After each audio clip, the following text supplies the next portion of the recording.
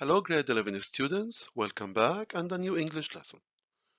Our lesson today is Writing 7b, Interpreting a Pie Chart, Part 1. Dear students, there are three objectives for our lesson today. The first objective, organize sequence and develop ideas independently in longer and more complex texts. The second objective, plan and draft an extended complex text with a little support and modify the draft in response to feedback. The third objective, ask about and explain independently causes and consequences of more complex process and ideas. Let's start the lesson. Dear students, now it's time to warm up. Dear students, here we have three pictures. Can you name these shapes? Look at the shapes carefully and try to think of the names of these three different shapes. Have you got them? Okay. The first shape is a graph. Excellent. The second one is a pie chart. Fantastic. And the third one is a line graph. Excellent. So we have three shapes: graph, pie chart, and line graph. Thank you. Dear students, so our lesson today will be about interpreting a pie chart. So, what should we do in interpreting a pie chart? What are the different stages in interpreting a pie chart? Let's go to the next slide. Dear students, so the first question that might come to your minds now is, what should we consider when we interpret a pie chart? What should we do? What should we concentrate on? What should we deal with when we interpret a pie chart? So, here is a pie chart that represents the sales of a certain item from 2001 to 2005. So, in order to interpret a pie chart, you need to look for some different points. The first one, the differences in the size of the slices. So, in this pie chart, we have 5 different slices in different sizes, as you can find out here. The second point is to look for different numbers and percentages. As you can find out here, these are the different percentages for each slice. Of course, different activities. So as we have just mentioned, this pie chart discusses the different rate sales for a certain item from 2001 till 2005. Of course, we should pay concentration on the highest and the lowest percentages in order to draw comparisons. Here's the highest one, 25%, and the lowest one is only 14. Dear students, in order to have this process in details, let's start our lesson. Dear students, now please open your student's book on page 108, exercise A. Dear students, please make sure that you're opening your students' books, page 108, exercise A. So here is a discussion. Just do it in pairs or do it in groups, but please keep in mind that you should keep safe distance. So the first question is, what online activities do you spend a lot of time doing? The second one, what do you think is the most popular online activity for people your age? Please discuss it in pairs or in groups. Keep safe distance. And let's discuss these questions in the coming slide. Dear students, now let's discuss the two questions. Exercise A, Student's Book, page 108. Here's the first question, and here is the second question. Dear students, Please pause the video for some time. Let's think of the answer. After that, play the video again in order to check your answers and read the suggested answers.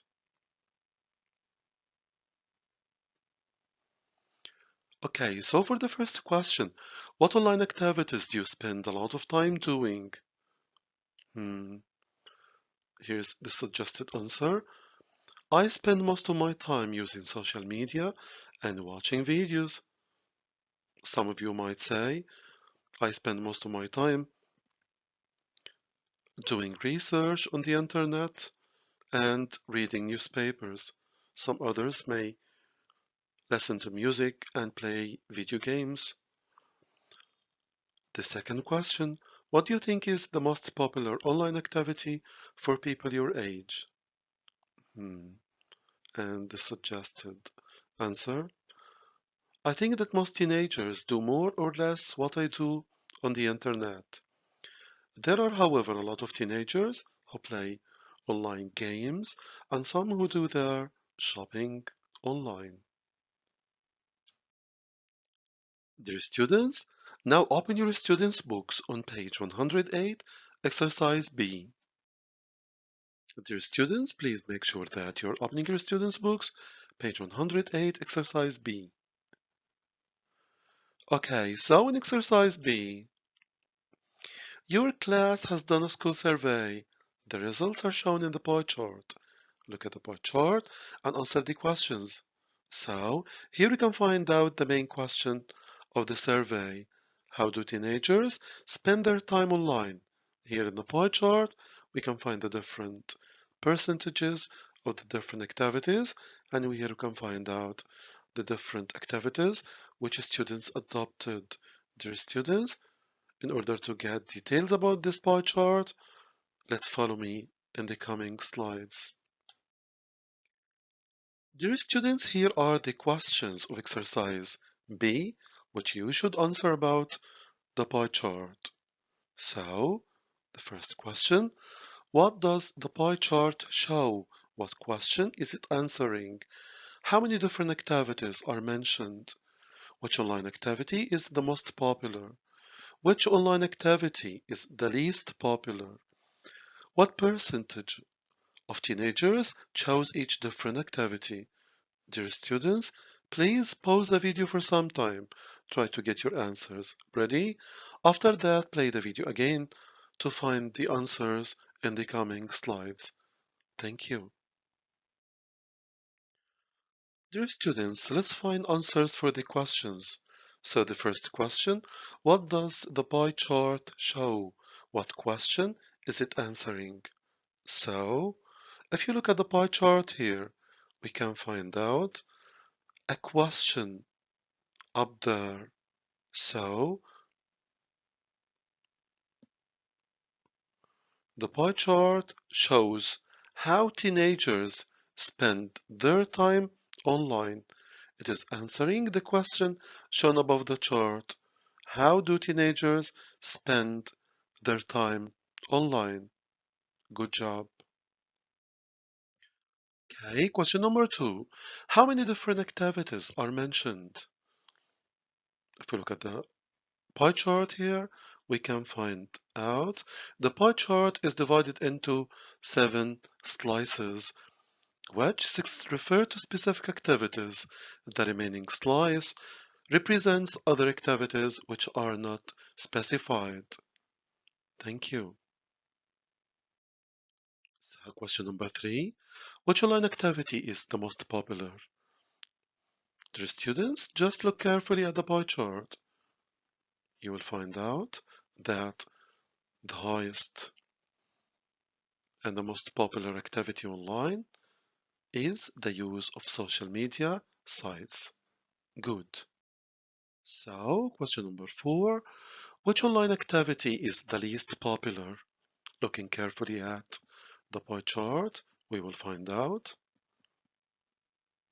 Okay, so the least popular activity is reading online newspapers and magazines. Excellent.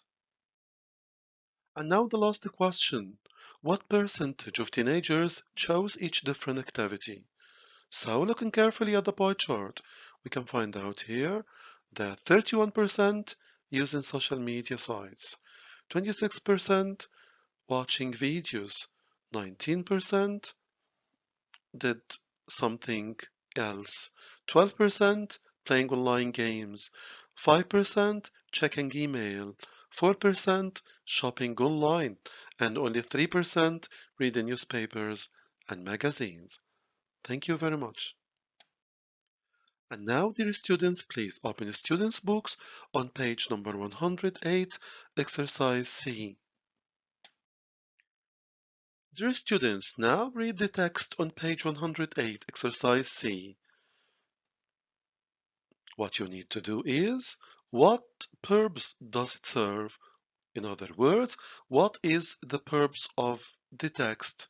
Dear students, please read the text well. Pause the video for some time. Try to find the purpose of the text. After that, play the video again in order to check the answer in the next slide. Let's go. Dear students, we are still on page 108, exercise C. The question is, what purpose does the text serve? I hope you have read the text carefully. So, the purpose is, the text serves to describe the main trends depicted in the pie chart and draw a conclusion regarding how most teenagers spend their time online. In other words, thank you very much. Dear students, please open your students' books on page 108, exercise D. Dear students who are still on page 108, exercise D, read the text again, then do the activities that follow. Read the statements and tick those that apply to the text. Dear students, please pause the video for some time. Try to get your text ready. After that, play the video again in order to check your answers. Thank you.